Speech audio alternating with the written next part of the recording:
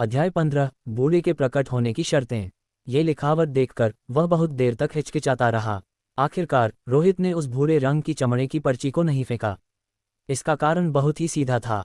वह रघु के नक्शे कदम पर चलकर दुर्भावनापूर्ण भूत के पुनर्जीवन से मरना नहीं चाहता था। हालांकि उस पर्ची में बुराई और अजीब प्रकृति थी, लेकिन रोहित के लिए यह एक अज्ञात अवसर था। शायद यह उसे सच में कुछ महत्वपूर्ण जानकारी दे सकता था, या शायद इसे सच में भविष्य के बारे में पता हो। मुझे यह महसूस हो रहा है कि इस पर्ची को रखना बिल्कुल भी अच्छी बात नहीं है, लेकिन इस समय मेरे पास कोई और विकल्प नहीं है। चाहे स्थिति कितनी भी बुरी क्यों न हो, सबसे बुरा तो बस मौत ही है। ये दुर्भावनापूर्ण भूत के पुनर्जीवित होने से तो बेहतर ही है। रोहित की आंखों में विचार चमक रहे थे। अगर मैं और ज्यादा सतर्क रहूं और ज्यादा सावधानियां बरतूं तो शायद स्थिति इतनी बुरी नहीं होगी।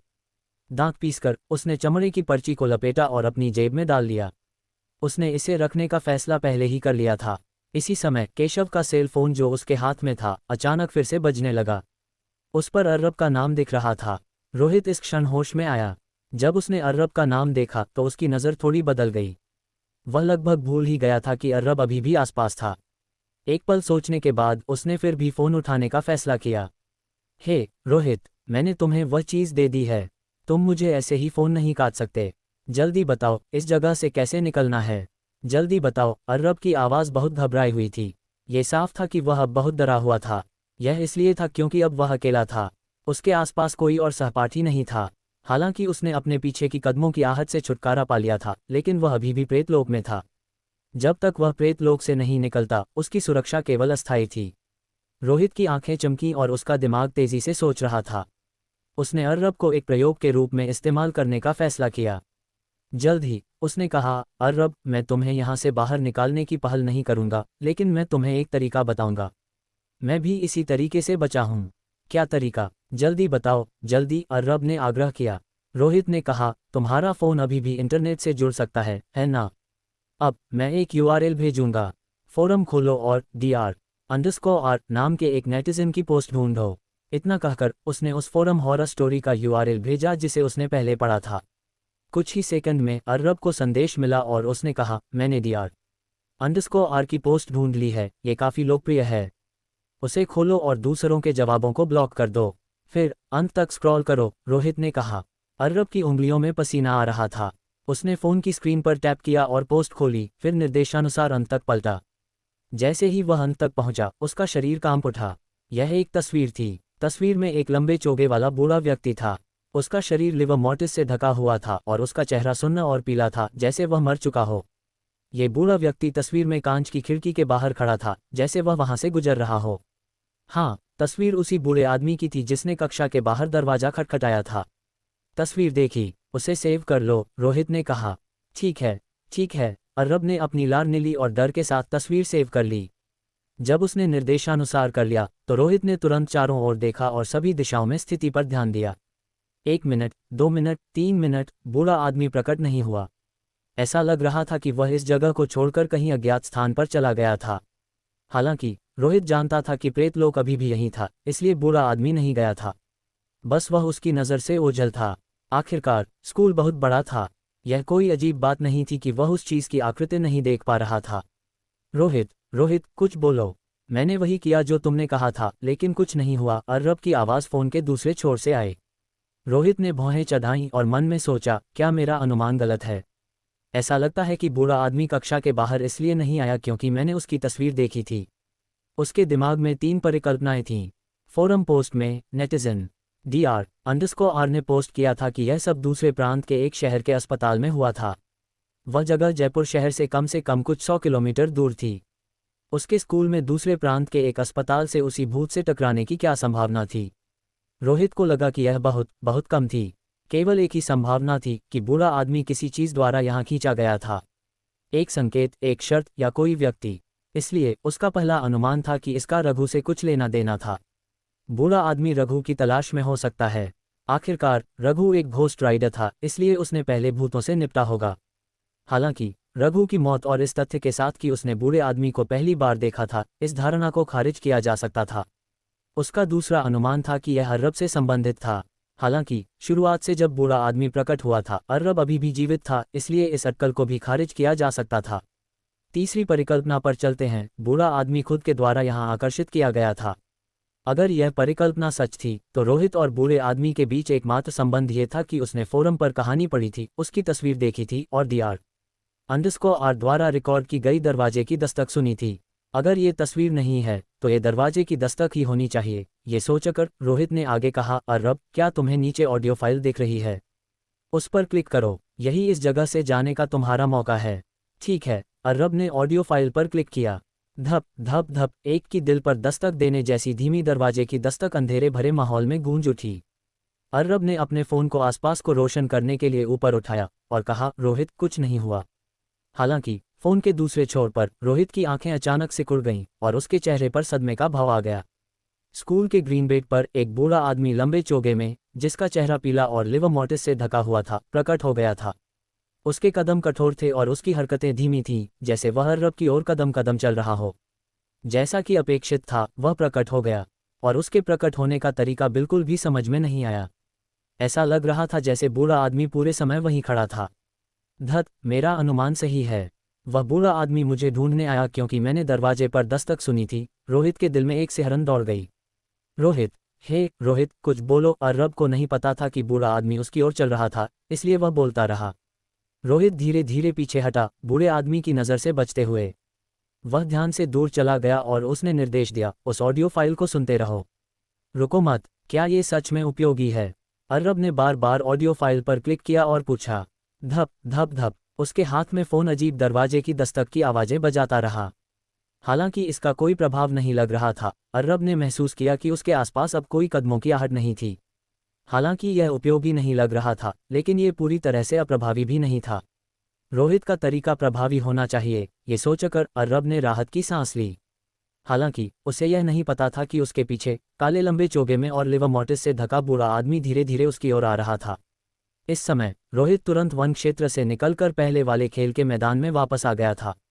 जब वह कम से कम कुछ 100 मीटर दूर चला गया था और अर्रब या जंगल को नहीं देख पा रहा था, तो रोहित ने अचानक पूछा, अर्रब, क्या तुम अभी भी जिंदा हो?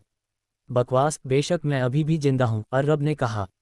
रोहित ने कहा, माफ़ करना, मैं तुमसे माफ़ी मांगता हूं। मैंने तुमसे झूठ बोला। तुमने मुझसे किस बारे में झूठ बोला? अर्रब अवाक और उलझन में था। जो बूढ़ा आदमी दरवाजे पर दस्तक दे रहा था, वह मेरे द्वारा यहाँ लाया गया था। वह चीज़ मुझे ढूंढने आई थी, रोहित ने कहा। मुझे पहले इसके बारे में नहीं पता था, लेकिन अब मुझे पता है। मुझे लगता है कि उस बूढ़े आदमी को बाहर लाने की शर्त उस ऑडियो फाइल से संबंधित है। हाँ, दरवाजे की दस्तक की आवाज़ें जो तुम अभी सुन रहे थे। क्या? अर्रब का दिल डर से अचानक सिकुड़ गया और उसके चेहरे पर सदमे का भाव आ गया। अगर दरवाजे की दस्तक की आवाज़ें उस बूढ़े आदमी को यहाँ ला सकती थीं और उसने अभी अभी इसे इतनी बार बजाया था। डर एक बार फिर उसके शरीर से होकर गुजरा और वह अनजाने में कुछ कदम पीछे हटा। धड़ाम, उसका शरीर किसी ठंडी और कठोर चीज से टकराया।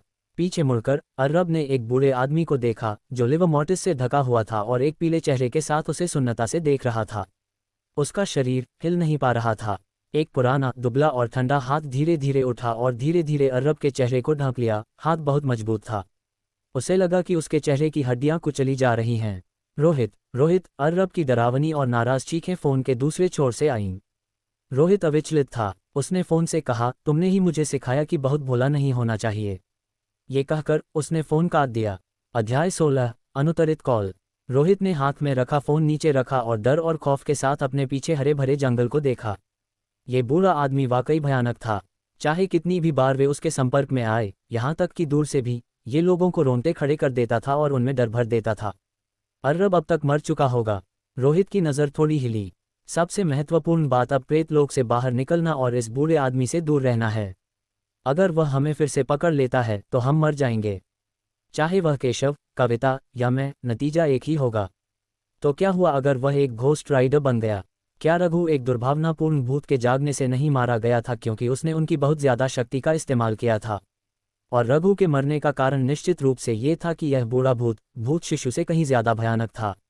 भूत शिशु इस बूढ़े आदमी को दबाने के लिए काफ़ी मजबूत नहीं था, इसलिए स्वाभाविक रूप से उसने उसे भी नीचे खींच लिया।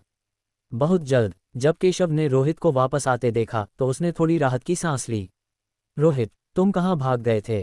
क्या तुम्हें अर्रब मिला? स्कूल भूतों से भरा है। सिर्फ तुम में ही इधर उधर भागने की हिम्मत है।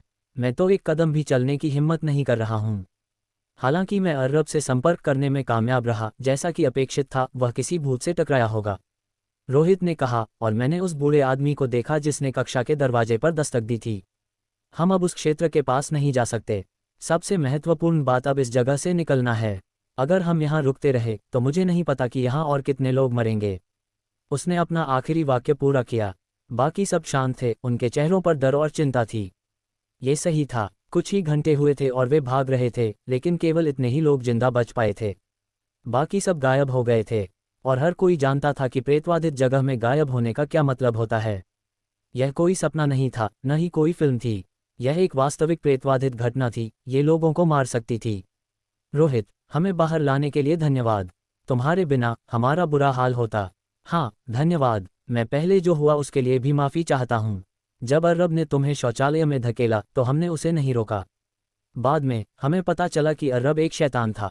उसने रास्ते में अभय और रिजू को छोड़ दिया, यहाँ तक कि लड़कियों को भी उसी ने पीछे छोड़ दिया था। वह लड़का जानवर से कम नहीं है। उसके पीछे कुछ छात्र बात करने लगे। उन्होंने अर्रब को कोसा और रोहित से अपनी माफ़ी व्यक्त की। उन चारों को रोहित ही हरे भरे जंगल से बाहर लाया था। वे अर्रब के भी सहपाठी थे। उसने महसूस किया कि अर्रब मरने लायक था, लेकिन बाकी नहीं। चूंकि उसने उन्हें देखा तो वह उन्हें भी रास्ते में बाहर ले आया। आखिरकार वे सहपाठी थे, इसलिए इतना बेरहम होने की कोई ज़रूरत नहीं थी। धन्यवाद कहना अभी जल्दबाजी होगी। जैसा कि आप सभी देख सकते हैं, हम अभी भी इस स्कूल में हैं, अभी भी प्रेतलोक की सीमाओं के भीतर हैं।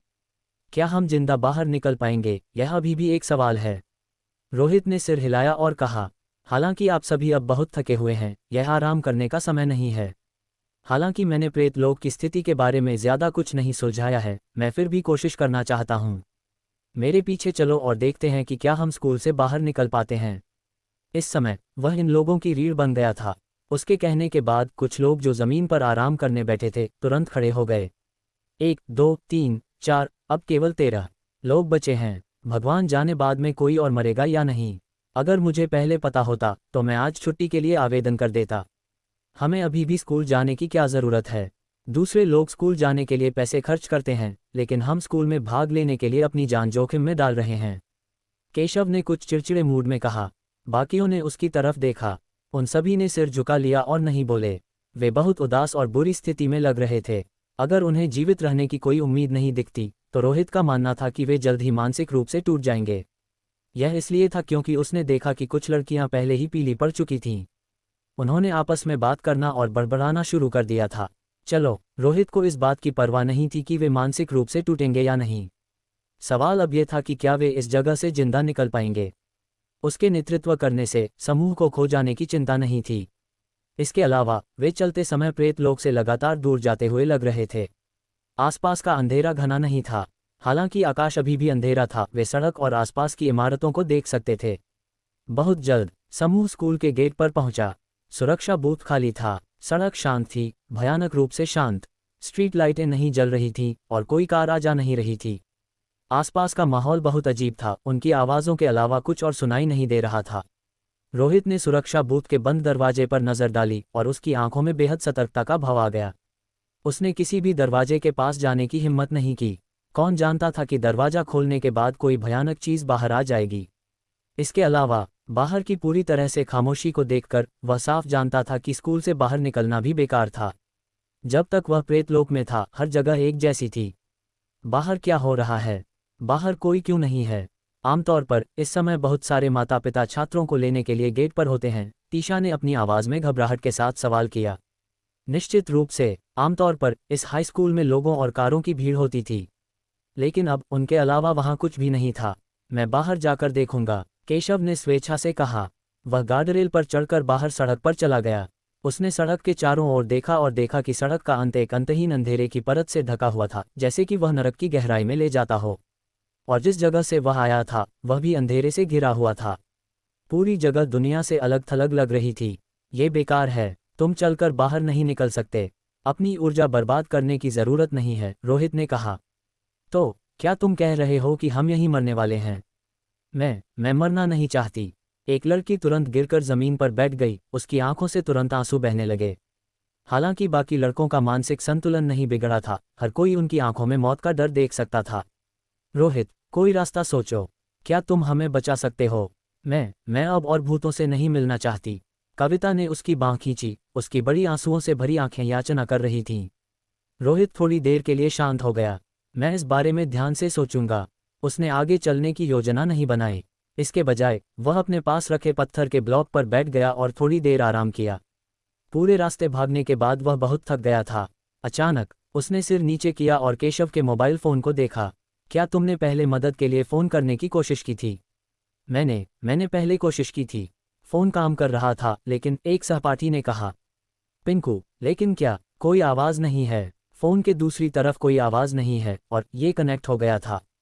मैं फिर से फ़ोन करने की हिम्मत नहीं करता, पिंकू ने कुछ देर शांत रहने के बाद कहा।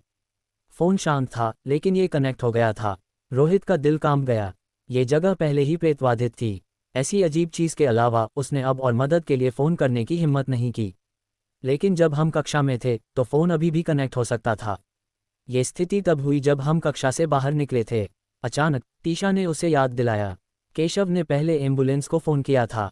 हाँ, ये सही है। केशव ने सिर हिलाया। कक्षा से निकलने के कुछ ही समय बाद, समय के हिसाब से ये वह समय होना चाहिए था जब प्रेत लोक फिर से प्रकट हुआ था। ये वह क्षण था जब रोहित दूसरी मंजिल पर चला था और बीच के गलियारे की लाइटें बंद हो गई थीं। ठीक है, मैं दूसरे फ़ोन से कोशिश करूंगा। रोहित को अचानक एक व्यक्ति का फ़ोन नंबर याद आया और उसने अपनी किस्मत आजमाने का फैसला किया। उसने केशव के मोबाइल फ़ोन को उस फोरम में लॉग इन करने के लिए खोला, फिर रघु द्वारा दिए गए उपग्रह स्थिति फ़ोन का उपयोग करके एक नंबर डायल किया। 138। ये वह नंबर था जिसे DR_R ने फोरम पर छोड़ा था। वह जानना चाहता था कि क्या उस DR_R के साथ कुछ हुआ था। अगर कुछ हुआ था तो मोबाइल फ़ोन बहुत अच्छी तरह से घोस्ट राइडर के हाथों में सबूत के रूप में प्रकट हो सकता था। आखिरकार रघु जैसा एक घोस्ट राइडर था जो अलौकिक घटनाओं से निपटता था। ये भी संभव था कि कोई इस मामले का प्रभारी हो। चलो कोशिश करते हैं। फ़ोन ने अपना सिग्नल नहीं खोया। इसके विपरीत ये सफलतापूर्वक डायल हो गया। हालांकि स्थिति उसकी कल्पना से भी बदतर थी। Ring ring ring. लाइन के दूसरी तरफ फ़ोन बजा, लेकिन ये शांत स्कूल में गूंज उठा। ये हर किसी के कानों में प्रवेश कर गया। हालांकि यह बड़ा नहीं था, लेकिन यह असाधारण रूप से साफ और बहुत अजीब था। रोहित का फ़ोन करने वाला हाथ तुरंत जम गया। DR_R का फ़ोन इसी स्कूल में है। उसकी आंखें अचानक सिकुड़ गईं और वह जल्दबाजी में खड़ा हो गया। उसने एक हैरान चेहरे के साथ चारों ओर देखा और अनजाने में रिंगटोन के स्रोत की तलाश की। उसी समय उसके चेहरे पर बिना रुके ठंडा पसीना आने लगा। DR_R दूसरे प्रांत के एक आपातकालीन कक्ष का डॉक्टर था। जब वह यहाँ से कुछ 100 किलोमीटर दूर घर पर इंटरनेट सर्फ कर रहा था, तब एक दुर्घटना हुई थी।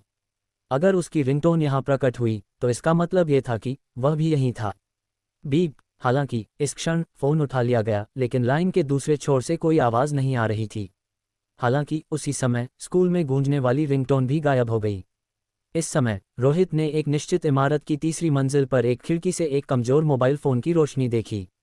वह स्पष्ट रूप से एक धुंधली आकृति को खिड़की पर खड़े हुए देख सकता था, जैसे कि वह यहाँ देख रहा हो। धत। रोहित को ठंडा पसीना आ गया और उसने जल्दबाजी में फ़ोन काट दिया।